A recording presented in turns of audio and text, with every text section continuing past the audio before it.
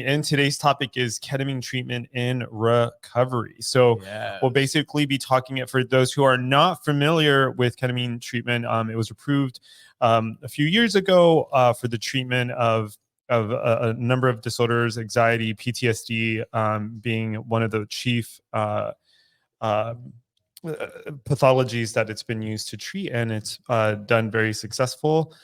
It's been very successful, and people have gone through the treatment successfully. And so we have Jaimie on today, who is going to be sharing a little bit about his experience with ketamine treatment. And shall we jump in? Of course, let's jump in. Dive right in. So first, I think it would probably be helpful if you explain to us what motivated you to seek ketamine treatment. Okay. So again, I'm Jaimie. I'm an alcoholic and an addict. Hi, Jaimie. Hi, Jaimie. Oh my God. Yeah. You know, I have a long history of trauma, generational trauma, long history of depression, anxiety, using substances on top of that did not help. I can say that for sure. Right. And being on long-term antidepressants for a long time and not achieving the effect of still feeling depressed, still feeling anxious, not being able to make any growth in therapy. I felt stagnant. I had a therapist who recommended this, but let's also say I did every other fucking treatment out there that I felt comfortable with. I did EMDR therapy. I did this therapist made me stare like a laser point, like I was a cat, followed it around the room. Didn't you go to a silent retreat? I love that story. I can share about that. Yeah, what happened on your silent retreat? Way to bring up my ways I try to get sober. So I went on this Vipassana workshop, which is 10 days of silent meditation. I researched it. Meanwhile, I was on substances. I was not sober at this time. I thought maybe if I, went there, I would have a spiritual awakening.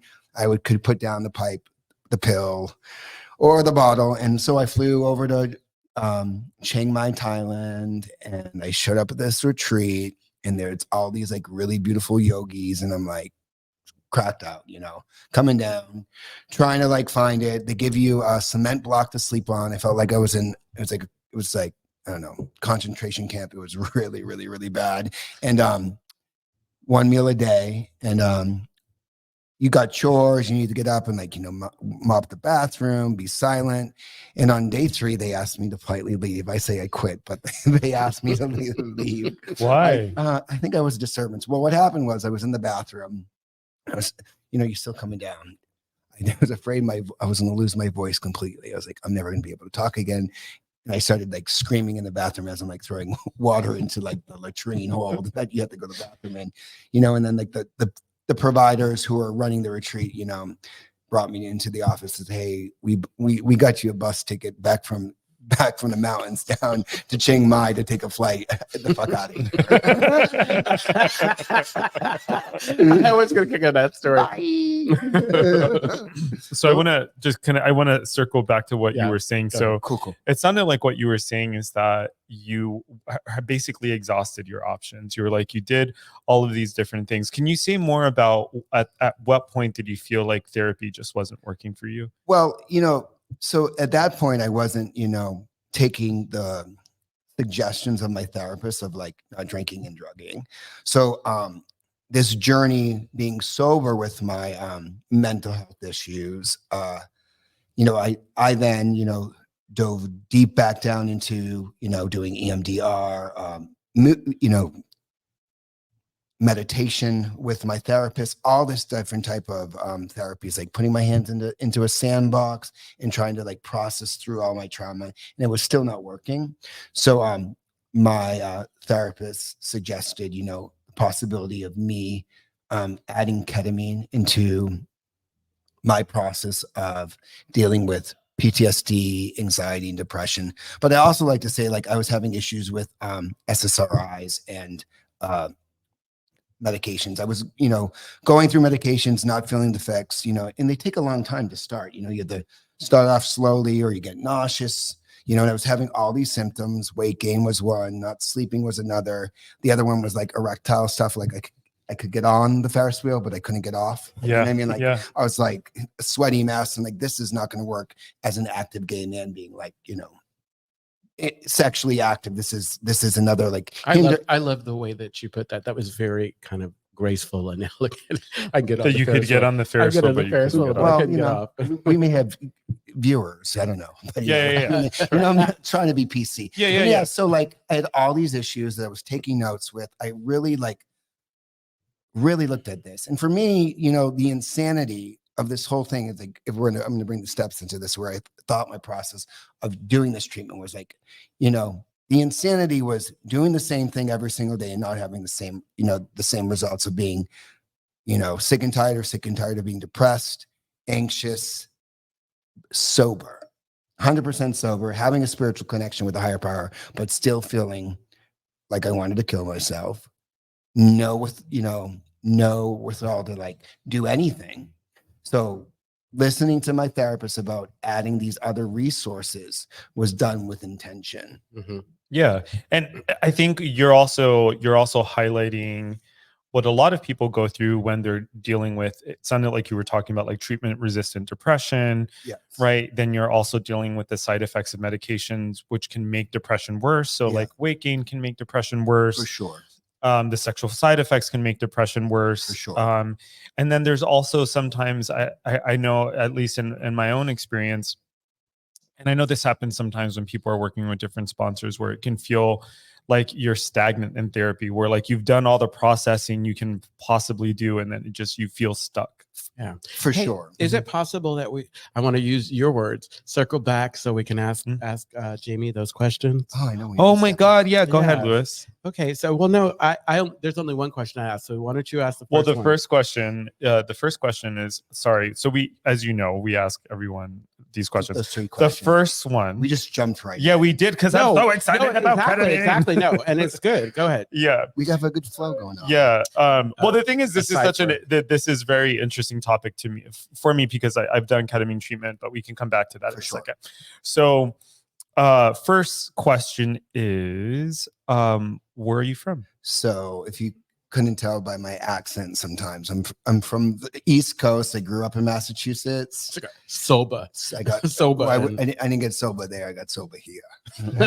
Kidding. No. So grew up in Massachusetts. I'm the product of 2 lesbians. I have this bonsai addict tree family. Like, you know, the bonsai trees? Yeah, well, they're like, you're not like a normal tree. Like, my tree is pretty fucked up. You know, what I mean? I thought you meant your family like were experts in bonsai trees. And I was like, oh my God, Jaimie, that's so interesting. No. No. Okay. Just so you know. So lesbian moms, long line of addicts, riddled with this disease. Lots of generational trauma that we talked about. Lost 2 siblings to this disease. I lost my biological mom to this disease. Yeah. So a lot of trauma, a lot of chaos. You know, in East Coast, we're stoic. You know, you don't cry, you don't show your emotions. You get up, you walk, 5 miles barefoot in the snow to get to school. I'm from Pennsylvania. Yeah, uphill both ways. Yeah. Both ways. Yeah. Uphill both ways. So what, in knowing that, what brought you to this recovery? It was a long, painful journey. Like, I know that people talk about it being like sometimes fun, then fun with problems, and then just problems. Mine was agonizing from the beginning, although I lied to myself and said it was fun, right? Like, oh, this is amazing, and I was just like so sick and tired. And we talked about earlier about me going on this retreat. I tried every single fucking way to get sober.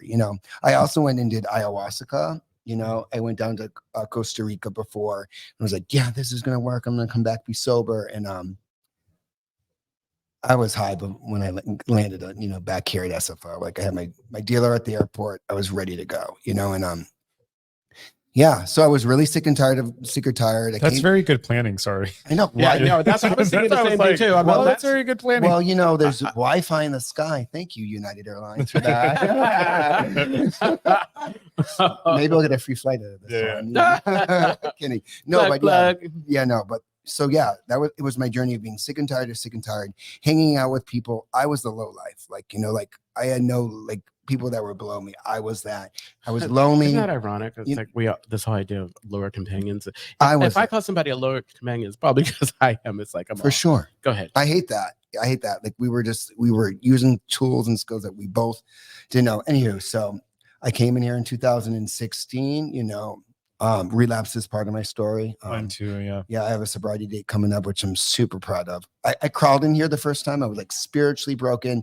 I wanted to try something different, and I knew that this was the solution. I heard it. I could see all you people like hanging out on the stairs, and Louis used to sit out there and like laugh, and I was like, I want what he has, but I'm terrified to walk the Mount Everest of stairs to get it. Fact checker. Oh my God. MGM. Wow. Hi, MGM, and I don't know who DW is, but thank you, DW. So, yeah, that was my journey. Like, and I stayed. This time around, I'm stayed. It's been painful coming back. April 28th of 22. So I'm coming up on 2 years again. Hey. Yeah, hey, one day at a time, if I'm willing. And yeah, so that's what brought me in. You know? Okay, so then the last question that we ask people is, what's your relationship with your higher power? Grounded. So my higher power has changed since I got here. I love how like we can make it our own. It could be the group of drunks, group of druggies. And today mine is grace over drama. And I did not tagline that. That's not mine. I heard it on a retreat and some guy said it, and that makes total sense to me, right? I want to live my life with grace, free from fear, free from depression, free from anxiety, and I turn that all over to my God, and my God, grace, wants that in my life. But if I'm living in like my character defects of like, being shady, or any of my character defects, that's the drama in my life. And I try to, bring 6 and 7 to it and connect it with my higher power. Yeah, I really appreciate your mentioning of the steps. I brought out our drinks because they look like failed urinalysis. Like this looks like a foggy urine, and then that. Why looks are you like looking at the contrast in the colors in my can? Yeah. Mine looks like I'm on my cycle. So let's go back. So I want to go back. So I wanted to share just a little bit about what I was relating to with respect to being stuck in therapy. So it was at the point, like I shared with you earlier, that my therapist had suggested I do ketamine therapy because I had gotten to a point where I said I'm stuck. We've talked about everything. I've been in therapy for over 6 years now. I've been in therapy since I was a kid, and I just got to this point where like there was no place for me to go, and she had suggested it, but because of my fears of the way people might talk about it in the recovery spaces, and Louis was really helpful with this, I didn't want to do it. And then 6 months later, my therapist brought it up again. And so I finally went and I did ketamine treatment. And for me, it was very difficult. And we can talk more about that later. But I just wanted to relate that for a lot of people who seek treatment, that's the story. The story is like, we literally have tried everything. For sure. And it was just time for something new. Well, I know we chatted before we got on air about the fear around it. I too had the same fear. I was terrified that like, what others in the fellowship would think about me. If I disclosed that I use this substance with a medical provider, what people would thought. And I talked about it with my therapist. I have a MSW therapist. I have a psychiatrist who prescribes, and then I had this other provider who, where I got my ketamine treatments, monitored me throughout the whole process.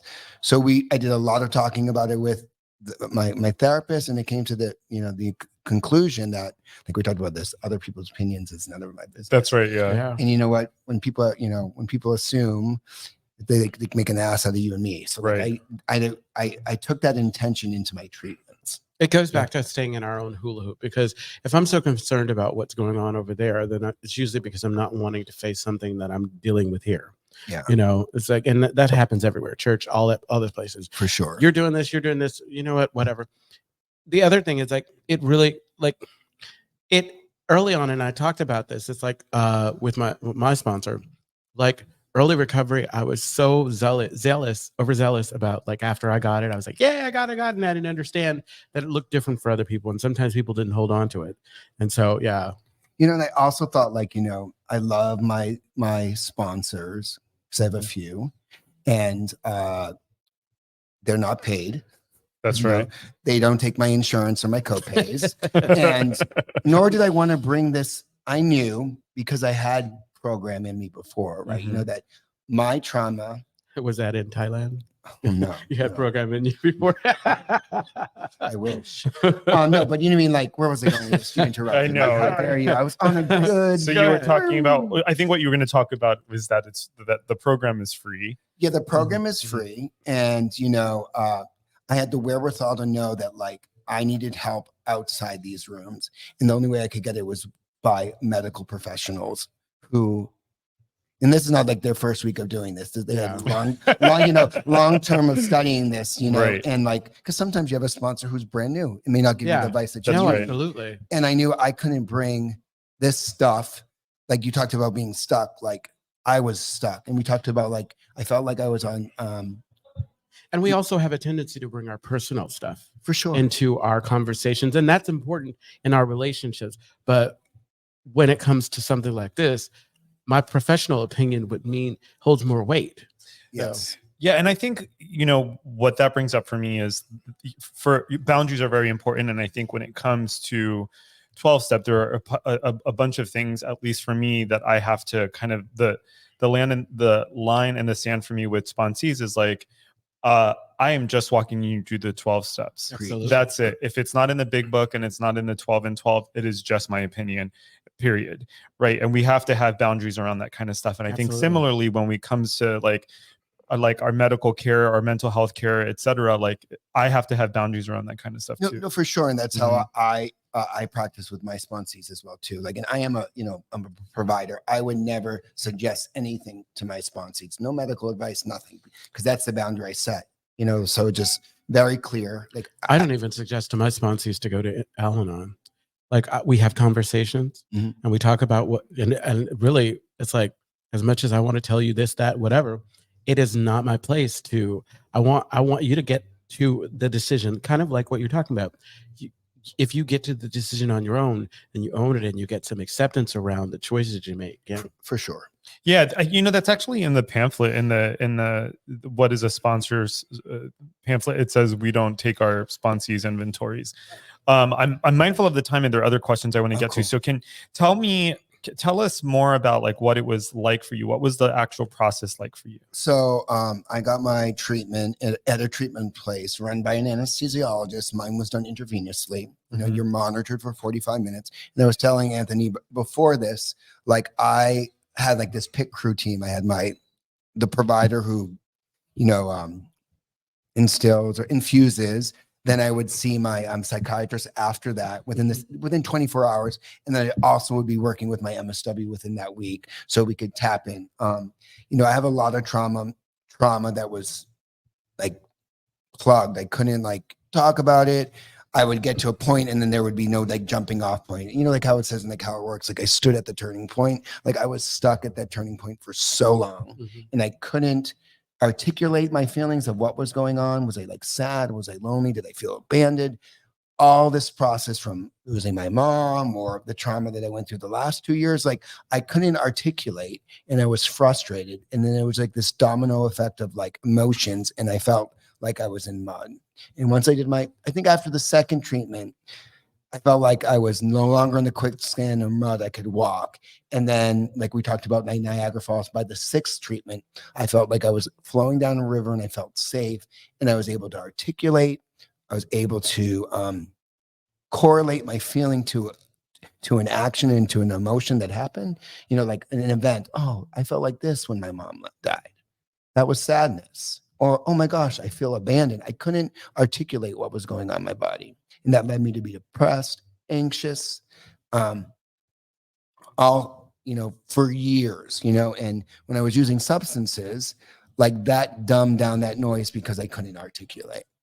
Does that make sense? 100%. Absolutely. Because sometimes it's like, I'm like, you know, I'm in therapy now. I'm like, oh my gosh, it's like, what am I expressing? Does that finally make sense? Because I felt so fucking confused for so long. This is what people don't want to hear when they dive in and make their comments about what's going on. They don't want to pay attention to the reasonings behind the choices that another person might make. For sure. And I got to say this. I was telling Anthony before this, I had a lot of fear coming on today because of other people's opinions, right? They're going to be like, oh, collecting dirty chips. But I realized like I did this so consciously with my higher power, right? Grace, like she was with me this whole time of making this decision, because the insanity would be to still feel stuck and feel miserable.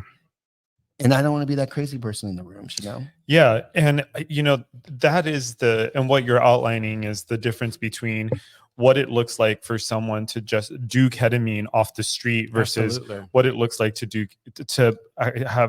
go through ketamine treatment. Listen, I loved a good K-hole back in the day. I loved being stuck inside an aluminum can. And that was not the experience I was targeting this time. And that's what I think about when I talk about with my sponsees or even myself. What is the intention of taking this medication? Is it my intention to get fucked up and not feel, or is this my intention is because I'm stuck and I want to be able to feel? Right. And there are the other parts that are really important about what you said, which is you were under the supervision of a doctor. You were having what are called integration sessions, where like the material that gets brought up to the surface, you're working through that material with a therapist so that you can make those connections that you were making. And in the end, you had this very complete therapeutic experience, right? You weren't in a room blacked out with lights flickering around you. There was no isolation. Yeah. I felt so complete and whole with other people around. And I don't know where I had a thought and just like, well, you were talking earlier about, and a nice segue to this, the next part of what I was curious about was you were talking about the fears that you had about coming on and people having opinions about you having been on ketamine treatment. Yeah. Having done ketamine. Well, treatment. Just people, I was back east in meetings back east, and people talk about like if you're on antidepressants, you're not sober, and you hear all the noise and all these old timers saying that, and I was scared, like that they're gonna question my sobriety, question that I'm not sober, and yeah, I just there again, I have to keep saying it to myself loud. I need to get maybe a tattoo. Their opinion doesn't matter. Right? It doesn't. And that my connection with my higher power and why I was doing this was not to like get loaded. Yeah, was to process through all this shit. Yeah, and go ahead, Louis. No, I was just gonna comment. It sounds like a lot of dry people that were commenting. Yeah. Yeah. Well, do you have a beep? No, I'm kidding. I think what comes up for me too is as I'm listening to you is that, and in my experience with ketamine treatment was not as therapeutic, right? I was explaining to you off air that it was actually kind of a little traumatic for me. It wasn't very easy. It was very difficult. I felt like once I was I was undergoing the treatment, the floodgates had opened up to like every unresolved trauma I had ever had. And you feel not held in that moment? Yeah, I didn't. Yeah. And cool. I think a lot of it had to do with like, because there are treatments out there where you could do it at home. Yeah. And you have like a partner that you have that like guides you through it and stuff. And like, I didn't have that person. There was a day between when I was doing the dosing and then the day when I would have integration. So I would do the integration sessions the following day, which by then, like it's very vulnerable. You're told not to like expose yourself to problematic situations, people, places, and things right after treatment because you're so vulnerable. We have a comment. Rafa says, what specific moment during your ketamine therapy sessions had a profound impact on recovery journey? Cool. So, I think if we're going back to like fear inventory, the sense of abandonment that I wasn't complete, right? Or that I wasn't loved, or that I wasn't enough, like all came transcending through this one therapy session, one ketamine treatment. Like that was all. The connection afterward was, well, I am enough. I am loved. I don't need to prove anything to anybody, and that this poor little boy that was abandoned is no longer abandoned. Right. Like I got connection to just all like the fear inventory and seeing the other solution on the other side. I love that. And Rafa, that's a wonderful question. And I'm wondering too, what are other ways since the treatment that your recovery has been complemented by like your experiences? I think I'm more grounded this time. I came in like 8 years ago, and it came together. But I feel more confident in connection. He sent you hearts. Oh, I love you, boo.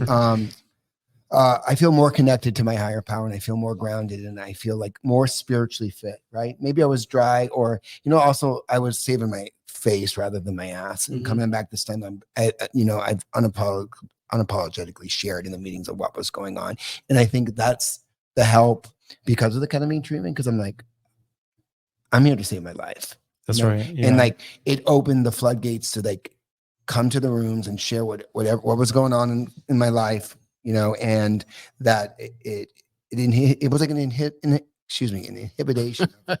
Who's the hottie for toddy you have on today?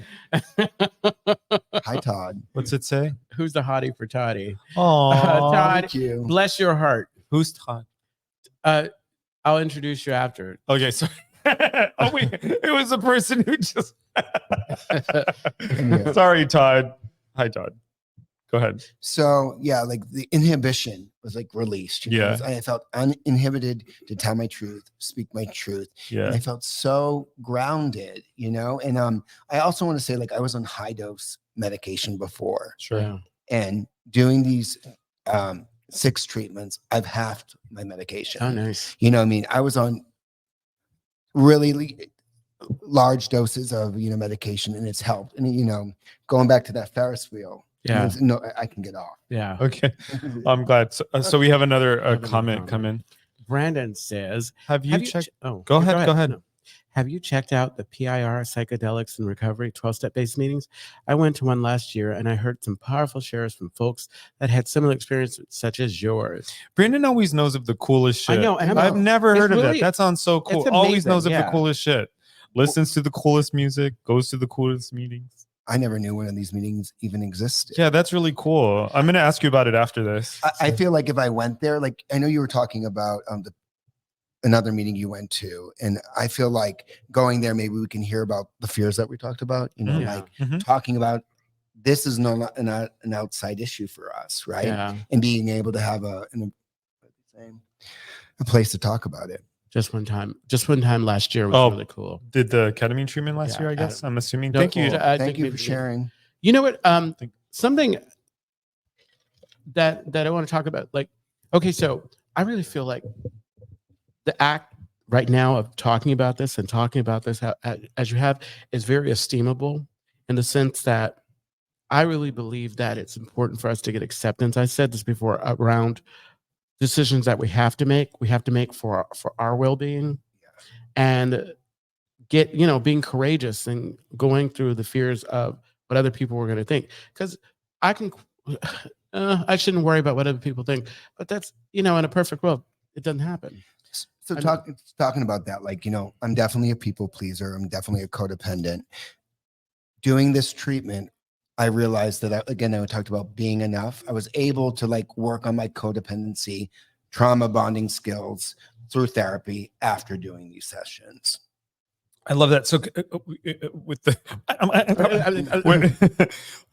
so we're like starting to land the plane, but before we do, I really wanted to hear about what are some lessons or things that you've learned after going through treatment. So you've gestured towards some of them, but I'm wondering if there's anything in particular that you want to share.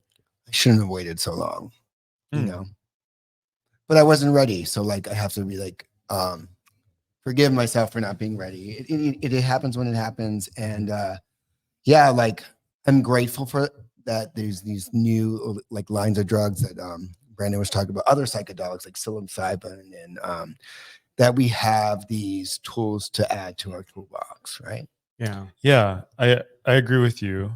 No, I was just saying, yeah, I agree with you. I feel, in listening to you, I think what I'm taking away from this is that I could have really benefited from something that was more structured. I think, and maybe you can share a little bit about this, but there are a bunch of different businesses out there that offer this type of treatment, and some of them are better than others. And I think, in my opinion, I think the businesses or organizations or clinics that are offering comprehensive treatment, like from start to finish with integration, like those to me feel like the more reputable. For sure. So I did my due diligence, like, right, like a project tweaker. Like I looked up them all, and like I asked questions, because I know we talked about this before. I really wanted to be authentic in my pursuit of this, that like it was spiritually fit, right? Because I know how to manipulate anybody for a drug, you know. So I wanted to make sure that everyone was aware that you know, I have substance abuse issues, that I was doing this with the intention to be able to be no longer stuck. So I had to talk with the people there, and there's a lot of people that will, you don't have to say a lot and you can get it, right? You know, like there's people pushing this really, really quickly. And I went to two of those clinics, and I won't say their names, and I felt that, and I said nope. And then this one clinic that my psychiatrist recommended, we talked about the care plan. He led the care plan. He talked to my psychiatrist. He then talked to my you know, my therapist. And there was, I felt like I had a pit crew. It felt responsible. Yeah. You felt helped. Yeah. You know, one of the red flags, and I won't say their, or maybe I will say their name, but there was this, the business or clinic that I went through. It was clear to me when it was contraindicated, that is, when the treatment was making things worse for me, when I got locked into a subscription and they were charging me anyway. At that point, I thought it was the organization was called Mind Bloom, and I was having crazy anxiety and I couldn't take that. Like, I just couldn't do it anymore. And I contacted them and I said, listen, like my psychiatrist is telling me this is a bad idea. And they were like, okay, fine, but you still have to pay off the rest of this thing. But the thing is if you looked at if you did the math, it was clear that like what they were privileging or what they were prioritizing was the profit. For sure. And there's individuals out there that's I mean, there are places like that in San Francisco for sure, where like the second ketamine started being used in this way, a lot of people just started to kind of for sure jump on that. But there are, you know, like I said, there are clinics and there are people, businesses that are, I don't want to say businesses, but there are clinics and health providers out there that are reputable. But you know, maybe a benefit is saying business, because I think that for someone moving forward with this, what I've heard today, what I can take away from this is the decision to do it was in conversation with others who had, you know, I believe my best interest. That's right. And I need to continue that discussion and continue to advocate for myself, because there are business out there disguised as clinics or whatever that may not have my best interest. Yeah. And so, you know, like you said, you did your due diligence. Yeah. And so you were able to have a good experience, but want to make sure that folks moving forward like are mindful so that they don't find themselves, you know, in a situation that causes more harm than good. For sure. I mean, I exhausted every single resource out there. I even did magnetic therapy. Me too. I felt like I was like in a tin can getting like my brain zapped. Zapped. I'm like, what is this? This is more torture than that. I did everything. And I was thoughtful with my providers. Like, this was like the last bus stop, right? You know, they're like, this is what we're going to do. And then we had the collaboration with everyone. I felt seen, I felt heard, and I felt like they were on the boat with me. You know what I'm saying? Adam just included a link to psychedelicsandrecovery.org. Thanks. Thank you, Adam. Yes. Oh, Adam was talking about having been to that meeting before. Yes. Thank you, Adam. Yeah. I think, you know, I think the maybe unspoken thing here has been that I think for a lot of us, especially in recovery, that struggle with mental health issues, a lot of us, I'll speak for myself, we're constantly looking for solutions. Like when I was drinking and using, that was what I was trying to do essentially, is like I was in a lot of pain and I was just trying to cope by drinking and using, right? And when I found Twist Up, you know, like I feel very fortunate in that at some point, because relapse is also part of my story, right? And shit just clicks when it clicks. And so I feel very grateful that, you know, I'm in recovery and I'm sober and I'm doing step work and I have this program, right? And that doesn't mean that I don't take my psych meds. It doesn't mean that I'm not going to therapy. Like for me, for this person, this alcoholic, like it really does take having a pit crew, right? Like Yeah. it really does take, in this case, when you were talking about it was more concentrated, but for me, it takes having like a sponsor and a therapist and a psychiatrist, and it takes having like people in the fellowship, and it takes me doing 12 steps. Like, and that's what I'm hearing from what you're saying too, is that it was just another tool that you were using, right? It wasn't like go ahead. Finish. I was going to interrupt you. I don't know. No, go ahead, interrupt. So yeah, it was an added tool, right? It just made my toolbox larger to accept maybe the work of like really doing a thorough fourth step that I didn't want to bring shit to my sponsor about, right? Big trauma that my sponsor could only get me so far, that I knew needed a therapist to really like talk about it weeks and weeks. Like, sometimes you do a 4th step and you do a 5th step and you talk about, you read the one line and it's done with a sponsor, but you need like weeks and weeks of like therapy to like, that's what I also beating myself up. I'm like, talked about it with my sponsor, but I'm still stuck with this feeling. And then the feeling still continued for 4 or 5, 6 sessions with my therapist. And now we were able to process, like, I felt abandoned, right? Or I felt scared. This is the feeling I'm having. And I was like, oh, I felt scared. This is what scared feels like. And I was able to process it, even maybe cry, I come from like I told you, I'm East Coast. We don't cry. Yeah. Like, I feel like I'm from the East Coast. I don't cry. At my sister's funeral, my mom, like, my grandmother gave me a Benadryl, like, to calm me down, right? Like, we put substances in our body so we do not know how to feel. I feel that. Yeah. Yeah. I think it might be time to land the plane. Wow. You know was what? really quick. Oh, yeah. We had some, what I will say, like Jeffrey I was thinking, says, Jeffrey team says right here. Aw, Jeffrey. Yeah, we love you, Jeffrey. Jeffrey's my sponsee. I totally spilled your tea. He's in recovery. Not you throwing up someone's anonymity. Whatever. That's all good. I do what I want. I do what I want. In the streets. No. We have 5 minutes. Take that down. I was just going to make a comment. Okay, so you know how folks talk about this one's rushing me. You know how some folks talk about this being the last house on the block. Yeah. Mm-hmm. So maybe it's the last house on the block, but I really feel like sometimes it's the work that we do with recovery in the 12 steps specifically that gets us ready to go out and say, hey, maybe I need to reach out, because like, I don't know about you all, but before I got sober, I didn't know that this is what I needed. Sure. And then I didn't know how. And even if it was like ingrained or whatever, if I knew other people experienced it, I didn't necessarily know it was for me until I knew it was for me. And so I feel like, and what I'm learning more and more every day is that it may be that I need a bunch of things. Well, I believe there's like more than 12 steps. Right? Oh, absolutely. You know what I mean? Like, there's like taxes and teeth. I hear that's like the 14th step. So maybe like, therapy is the 15th step. Like, like I was telling, was it you or you before? Taxes and teeth.